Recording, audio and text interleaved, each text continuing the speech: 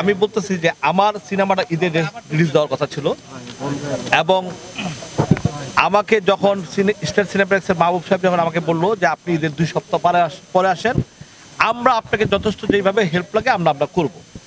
আমি ওনার কথা শুনে আমি ঈদের 2 সপ্তাহ পিছিয়ে দিছি। উনি আমার সাথে কথা দিয়ে উনি কথা রাখলেন না। উনি কি করলেন, নব থিয়েটার একটা সিনেপ্লেক্সের আমি জীবনের নামই শুনি নাই, ওইখানে একটা শো দিছে, আর সনিতে একটা শো দিছে যেখানে টিকিটের দাম 500 টাকা। আমি যখন এই কথাটা শুনছি তখন আমি শুক্রবার দিনই আমি আমার ম্যানেজারকে বলছি যে এই ছবিটা নামায় দাও, আমি এইখানে এই 2 সিনেপ্লেক্সে আমি ছবি চালাবো না। আমি অসুস্থ ছিলাম, এটা আমি এখনো অসুস্থ না, আমি 1 সপ্তাহ যাবত। হ্যাঁ, তারপরে তারা কেন 3 দিন আমার ছবি চালাইলো, এটা হলো আমার প্রথম প্রশ্ন। 2 নাম্বার, যেখানে শুক্রবার দিনে আমি আমার বিকালবেলা আমি সমস্ত ইউটিউব এবং টেলিভিশনদের কাছে চ্যানেলদের কাছে আমি তার প্রতিবাদ করছি। হ্যাঁ, আমার প্রতিবাদ দেখার পরে তারা 3 দিন পরে ছবি নামায় দিচ্ছে। তাহলে আপনাকে তো আমি প্রথমেই আমি যখন আমার ম্যানেজারকে বলছি বা আমার ম্যানেজার আপনার সাথে বলছে কিনা আমিও যাই না, কিন্তু আমি তো আমার জায়গা থেকে মিস্টার নাও ছিলাম। শুক্রবার দিন বিকালবেলা যখন আমি সমস্ত ইউটিউবে এবং চ্যানেলে যখন বলে দিছি যে আমি চ্যানেল আয়ের মতো মিডিয়াতে আমি বলেছি, চ্যানেল আয়েতে আমি বলে দিছি যেখানে আমার প্রতিবাদ করছি আমার ছবি এখানে চালাবো না। তারপরে আমার ছবি আপনারা কেন 3 দিন চালালেন? আর আমার সাথে আপনারা ঈদের আগে আমার সাথে কথা দিলেন একটা, তারপরে করলেন আরেকটা। এইটার কারণটা কি? এই যে ষড়যন্ত্র আমাকে নিয়ে যে আপনারা করলেন, একটা সুন্দর একটা ছবিকে আপনারা কিল করে দিলেন, এটা আমার একটা দুঃখজনক ব্যাপার।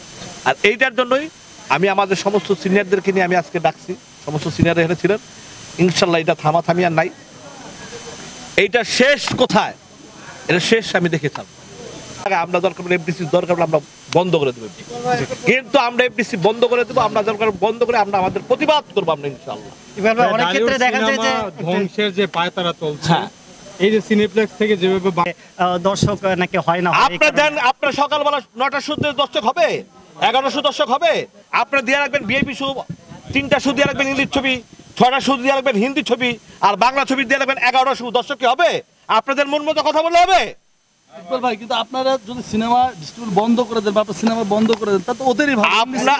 হ্যাঁ, আমাদের তো সমাধান করতে হবে, এটা গণতন্ত্র দেশ, এত সবকিছু সহজ মনে করো না, ঠিক আছে? এইটাকে সমাধান অটোমেটিক হবে ইনশাআল্লাহ আল্লাহর রহমতে, ঠিক আছে? 18 সংগঠনের সকলের কাছে 18 সংগঠনে আমরা মিটিং ডাকছি, এই যে আমরা 18 সংগঠনের মিটিং ডাকছি। 18 সংগঠনের মিটিং এরপরে যত ডিসিশন হবে সবকিছু হবে 18 সংগঠনের মাধ্যম দিয়ে হবে। হিন্দির চাইতে তারা ইংলিশ সিনেমা বেশি চালাচ্ছে। একটা প্রশ্ন মানছে না, সেক্ষেত্রে বাংলাদেশে দেখা যাচ্ছে যে হিন্দি ছবি এনে তারপর সিনেমা খোলা হচ্ছে, আবার হিন্দি ছবি যখন চলে যাচ্ছে বন্ধ হয়ে যাচ্ছে। তো আপনাদের কি মনে হয় যে বাংলাদেশ ছবিটা কি সমৃদ্ধ না, বাংলাদেশের ছবি আর হিন্দি ছবি নিয়ে কি আদৌ সিনেমা? এই পর্যন্ত যতগুলো হিন্দি ছবি আসছে, কোন ছবিটা হিট হয়েছে? হিন্দি ছবি আমরা তো আইনা দিছিলাম, সুযোগ তো দিছিলাম, একটা হিট হয়েছে আপনারা বলতে পারবেন? অতএব এই দেশে হিন্দি ছবিও চলবে না। এই দেশে ওনারা যে হিন্দি ছবি আমি তো দেখি মাঝে মধ্যে, যা ইংলিশ ছবি হিন্দি ছবি 10 জন হয়, 10 জন 20 জন 15 জন দর্শক হয়, তাদেরটা আপনারা কিভাবে চালান? সেই ইংলিশ ছবি 10 জন 15 জন দর্শক নিয়ে আপনারা কিভাবে চালান? আর আমাদের বাংলা ছবি 10 জন 15 জন নিয়ে চালাচ্ছেন না কেন? আমরা কি বাংলা ছবি কি সিনেমা না? আপনারা তো আমাদের কালচারটাকে ধ্বংস করে দিচ্ছেন আপনারা। এভাবে সিনেপ্লেক্সের ক্ষেত্রে কি এটা কি সব বাংলা সিনেমার ক্ষেত্রে তারা এমন করছে মনে করেন?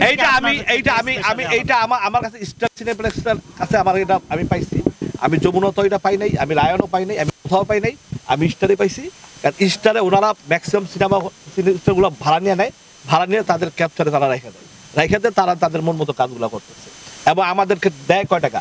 আজকে আপনাদের একটা হিসাব দেই, আজকে আপনারা একটা মনে রাখেন, একটা সিনেপ্লেক্সে যদি 1 মাস হাউসফুল থাকে কোনো ছবি, আজও পর্যন্ত কোনো ছবি 1 মাস হাউসফুল হিসেবে আমি যাই না। যদি কোনো একটা হাউসফুল, একটা প্রডিউসার কত পায় জানেন? মাত্র 3 থেকে 4 লাখ টাকা। 1 মাস হাউসফুল থাকতে হবে, তাহলে ওনারা বিক্রি করে জানেন কত? 60 থেকে 70 লক্ষ টাকা ওনারা বিক্রি করে। টিকেটের শেয়ার মানিটা একটু বলা যায় কিনা? তো তারা দেয়, আমাদের সর্বোচ্চ দেয় 50 টাকা বা 550 টাকা, 400 টাকা টিকিটের বিক্রি দেয় 55 টাকা। তাহলে আপনি 1 মাসে যদি একটা ছবি হাউসফুল যায়, আপনার 10টা সিনেমা যদি হাউস যায়, তাহলে আপনার 4 দশে কত আসে? একটা প্রডিউসার এই যে 3, 4, 5 মিলিয়ন ছবি বানায়, আমরা কিছু বলি না, কে কয় টাকা পায় আমরা সবই জানি। এই যে বৈষম্য ঠিক আছে? প্রোডিউসারের সাথে হল এইটা আমরা সবই জানি, হিসাব ঠিক আছে। আমরা বলতে পারি এই আমার ছবি সুপারহিট, আমার কার ছবি কয় টাকা পায়, আপনি হিসাব করে আসেন, মিলে আসেন, যে এই সিনেপ্লেক্সের একটা অঙ্ক করেন, ঠিক আছে। অতএব এই টাকাটা তো সিনেপ্লেক্স খেয়ে ফেলা, এই টাকাটা